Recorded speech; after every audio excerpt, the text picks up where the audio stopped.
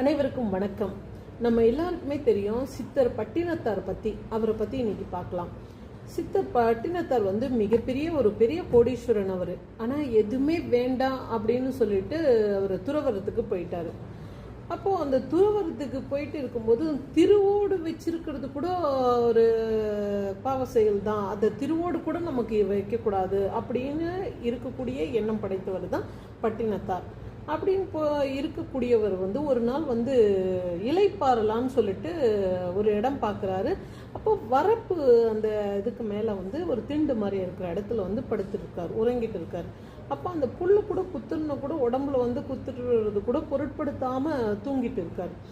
அப்போ அந்த வரப்பை தாண்டி போகிறதுக்காக பெண்கள் எல்லாமே வந்துட்டு இருக்கிறாங்க. அப்போ வந்துட்டு இருக்கும்போது ஐயோ, ஒரு பெண்ணு சொல்கிறா, பெரிய மகான் படுத்துருக்காங்க, இந்த இடத்த நம்ம வேண்டாம், கீழே இறங்கி போயிடலாம், வரப்பு கீழே இறங்கி போயிடலாம் அப்படின்னு. அப்போ இன்னொரு பெண்மணி சொல்கிறேன், இவரெல்லாம் ஒரு பெரிய மகானா, வரப்ப ஒரு தலையானியா சொகுசா படுத்திருக்காரு, இவர் போய் பெரிய மகானா அப்படின்னு ஒரு பெண்மணி சொல்றேன். இதை என்னடா இதுன்னு இப்படி சொல்றாங்களேன்னு சொல்லிட்டு இதை கேட்டுட்டு என்ன பண்ணாருன்னா, கொஞ்ச நேரம் பொறுத்துட்டு வரப்பு கீழே இறங்கி அவர் படுத்துட்டார். ஓ, இதெல்லாம் சொகுசான இது படுக்கிறது போல, இது தேவையில்லை அப்படின்னு சொல்லிட்டு கீழே இறங்கி படுத்துட்டார். அப்போ படுத்து தூங்கிட்டு இருக்கும்போது இந்த பெண்கள் எல்லாம் மறுபடியும் திரும்பி வராங்க. எல்லா வேலையும் முடிச்சுட்டு திரும்பி வரும்பொழுது பார்க்கும்பொழுது இந்த மகான் படுத்துறான். பாத்தியா, நீ சொன்னது அந்த அவருடைய காதல் விழுந்ததுனால தான் வரப்பு கீழே இறங்கி படுத்துட்டாரு. அப்போ இவர் பெரிய மகான் தானே, ஏன் நீ இந்த மாதிரிலாம் பேசுற அப்படின்னு. இவர்லாம் ஒரு பெரிய மகானா, நம்ம போகிறோம் இந்த வழியில் போகிறவங்க வரவங்கள எல்லாரும் நம்மளை பற்றி என்ன பேசுகிறாங்க அந்த விமர்சனங்களை கேட்கறதுக்காக படுத்து தூங்கியிருக்காரு, தூங்குற மாதிரி நடிக்கிறாரு, இவரெல்லாம் ஒரு பெரிய மகானா அப்படின்னு அந்த பெண்மணி சொல்கிறாங்க.